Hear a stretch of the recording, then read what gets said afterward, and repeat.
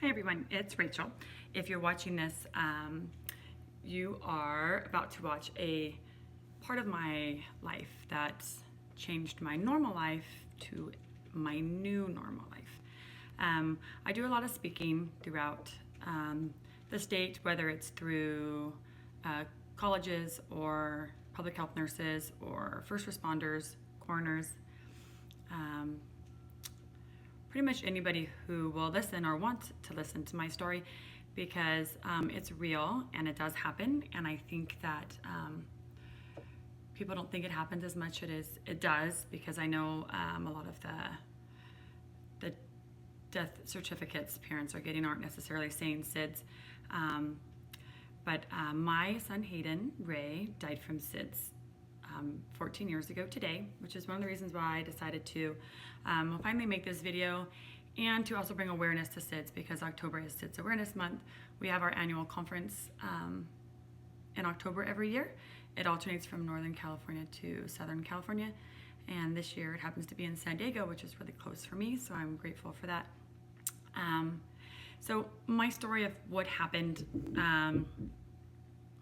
first of all, I want to say a lot of parents will think it's hard, or maybe you're watching because maybe you have a friend that lost a child that SIDS and you don't know what to do with it. We don't mind you talking about our kids. In fact, when you actually remember their dates, their birth date and their angel date, it means a lot to us, because not that many people remember, and it lets us know that you remember that we actually did have that child, because the farther out you go, the more it kind of seems like a dream that you actually had that child. So September 27th, 2003, it was a normal day. I had actually gone to Sam's Club with my mom that day, and came home, and Hayden was in the swing outside watching my husband wash his car. So I had grabbed him and brought him inside with me, because we had a date that night, and he likes the sound of water. So I showered, I put him next to me. It was super quiet, just sat there, was super happy. I tried to feed him. I started getting ready for the night. I tried to feed him, and he wasn't interested in feeding, but was making these cute little sounds, which I'll forever cherish. So I put him back in the swing set while I finished getting ready, and one thing I regret is I actually carried the swing set with him in it. It was just one of those travel swing sets, not one of those big ones, into the living room when the babysitter got there, so that I didn't disturb him, because he was really happy. So we left for dinner that night with another couple, and we returned around 10:45. And my older son at the time was 4.5, and the babysitter had put Hayden, who was 2 months old, in his crib in his room to sleep. So we actually were gonna have a little alone time. So we went out into the jacuzzi. I brought the baby monitor out with me. We were there about half an hour, and we came back in. I'm kind of a clean freak, those of you that know me. So I cleaned out the bottles from the night, kind of straightened the house up, and gone into our room to start getting ready for bed. My husband, like he normally did, went to both the rooms to check on the boys.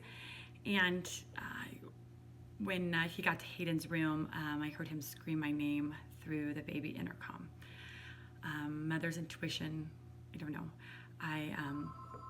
Sorry, the phone's ringing. I'm trying to be super informal, actually. And so when he screamed my name, I ran down the hallway and saw him holding Hayden in his arms. And somehow I got the phone in my hand. I'm not quite sure how I did that, but I called 911, and my husband had brought Hayden into our room at that point, and the operator had told him to dispatch. I told him to start doing CPR. Within minutes, seemed so fast. I had the first officer on our scene. He started to help my husband and advised me to go outside and wait for the fire truck to wave them down. So I did that. Fire truck was there pretty fast, seemed like. Another officer showed up. They took my husband and my son in the ambulance to the hospital. I stayed behind where I was interviewed by one of the officers. And it seemed like for quite a while, there was quite a few first responders at my house. And I asked if I could call my mom, and they would not let me. He said he didn't want any more frantic women in the house, which was a little odd to me because I wasn't frantic.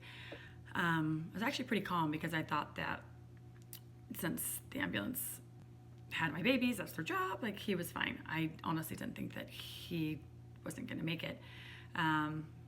So when he was done interviewing me, he said he would take me to the hospital. Before I left, thankfully another officer asked me if I had any other children, because my son, which I'm grateful for, at the time was 4.5. He slept through all of it. So my neighbor came over and stayed at my house so that I could leave and not wake him up so he can be a part of any of it. On the way to the hospital, the officer did let me call my mom so that she could meet me at the hospital. When we first walked into the ER, I remember being very, very silent. And I heard a nurse say, "Is that the mom?" And I assumed at this point my husband was with Hayden the whole time. So I didn't know where, but I just assumed. A little later I found out he was literally steps away from me, which I didn't know at that time. We walked in, the officer pulled me into a room by myself again and questioned me all over again. Needless to say, my story was hard with first responders. I didn't have the best situation experience with them. I know they're doing their job, but they could have been definitely had some more training, which is why I do speak as first responder stuff now, to kind of help them with the sensitivity part of dealing with a parent who's going through this. So after he interviewed me, he brought me into a room. Well, as soon as he finished, my mom, my dad, my brother, and my sister-in-law came walking through the doors. There's perfect timing there. They asked what was going on. I had no idea.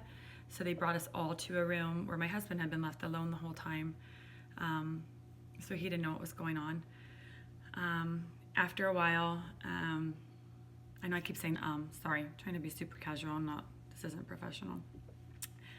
The doors opened and the doctor with the nurses that follow them, which is never a good sign, as we all know, came walking through the doors. And, well, we may not all know that. I guess I can't assume that. It's happened to me more than once. So anyways, for me, both times, not a good sign.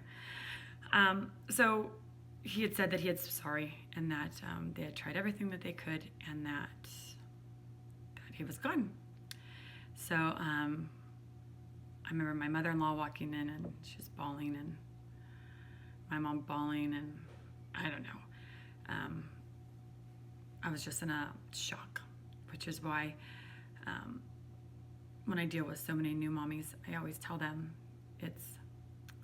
you never know how a mom's going to react. Just because they're not crying doesn't mean that they're not feeling anything, or there's no remorse, or they didn't love their baby. It's because I didn't even feel like I was there. Like, it wasn't my life. It wasn't my story. It wasn't me. It's so surreal. So they told us after the coroner was done that we could go and see him one last time if we wanted to. In the meantime, a detective came in and asked us for someone to go back to the house so they could do an investigation. And my girlfriend at the time offered to go, and she brought him in. And while she was there, she removed a lot of the baby stuffs out of the front room so that when we walked in, it wasn't right in our face to look at. And detectives came in and interviewed my husband for the first time there, and then interviewed us together there. So I got interviewed 3 times. And then they said it was okay for us to go in and see Hayden. When you do go in, they do have all the stuff hooked up, the thing in the mouth guard. I don't know what it's called. I can't think of the word right now. But still be in his mouth. We were not allowed to remove it. And in our case, we were not allowed to even touch Hayden, which was really hard. So me and my husband and everyone else in the room that wanted to go went, and we went to a room and we saw him, and he was laying there, and he actually looked pretty good. He looked better, I think, because they'd given him oxygen. So we just sat there and stared at him. There was an officer in the room and a coroner, and they watched us. So once again, felt very very much like I had done something wrong, which was hard. Not being able to touch him or anything. So when we left the room, I'm purposely not giving names for a lot of places because at the hospital we were at, I asked why we couldn't touch them, and they said that he could have a communicable disease and they did not want to be liable if we had caught something. I agreed to sign a waiver and they said that wasn't okay still. So that was why I couldn't touch him or anybody for that fact. A nurse came out when we walked out of the room and gave me a little box, and they do it a lot for child loss. I don't know if it's for loss in general or if it's just for babies. I think it's just for babies. But in there, she had cut a little piece of his hair for me and had rubbed the sachet on him for his smell. And she had said, please don't tell anybody I did this because I could actually get fired. I don't know that nurse's name, but she will forever be a part of my video that I have in my head. So after that, we were able to go home, and the diaper bag was still in the truck, so that was a memory. Tons of memories in general. But I have to tell you, one of the hardest moments, people always say, would be that moment. But for me, we had our son cremated. So we went to the crematory probably about a week.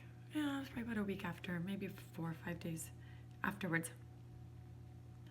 And I was able to hold him finally and sing Jesus Loves You to him, because I used to always sing that song to him. And as a parent, for me personally, that was the hardest moment.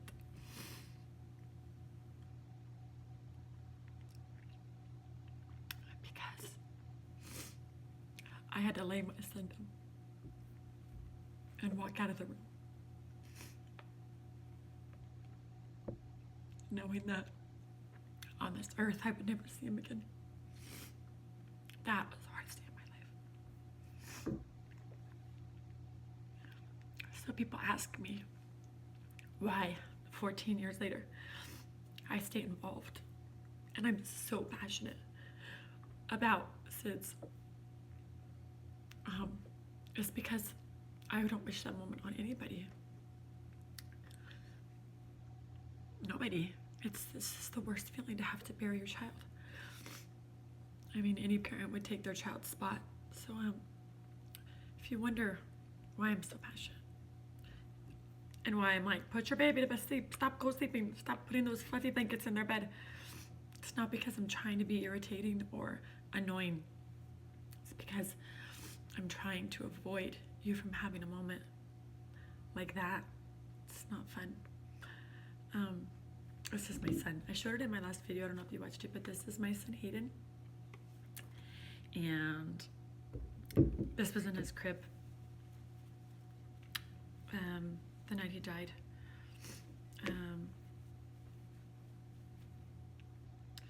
So it's kind of my story of that night. Every year for his birthday, me and my family sing happy birthday to him and release yellow balloons, which is a whole other story. And then on his angel date, well, we buy him a train on his birthday too, because we had a train set that went around his room, and that was, so now we buy him a Lionel train set every year. Not set, just one cable car. And hopes our kids can carry that on when they move on, something from their brother. I did have what some people call a rainbow child afterwards. She's now 12. So if you ask me how many kids I have, that's a hard question for parents like me. And you wouldn't think it was, but it really is. I usually say 3 and really kind of hope that you don't ask too many details, because it gets kind of awkward at that point for you, not for me, because I'm not looking for sympathy. I'm just looking for, just trying to acknowledge my son that I know I have and the world doesn't necessarily see. So anyways, that is my SIDS story. This is my new normal. For parents or people that are watching this for support, you can make it. You don't get over it. You get through it. sometimes minute by minute, sometimes day by day. You do laugh again. You do go on, but it's hard, and your life is never the same again, and they will always hold a special place in your heart. I did start a nonprofit in honor of my son called Hayden's Voice, which I do need to get more involved in, but it's my way of giving him a voice 14 years later, because he's not here to give one to himself. So to any of my parents out there, I'm there for you. You can message me or contact me, or if you know somebody that's lost a child to SIDS and you're looking for support for them, you can contact me as well. I'm here for them. You're not annoying. It's never annoying, and it's never too hard for me to talk about Hayden. I don't get to talk about him enough. I love him. I miss him. So thank you so much for listening to my story, and good luck to all the parents and mommies and daddies out there.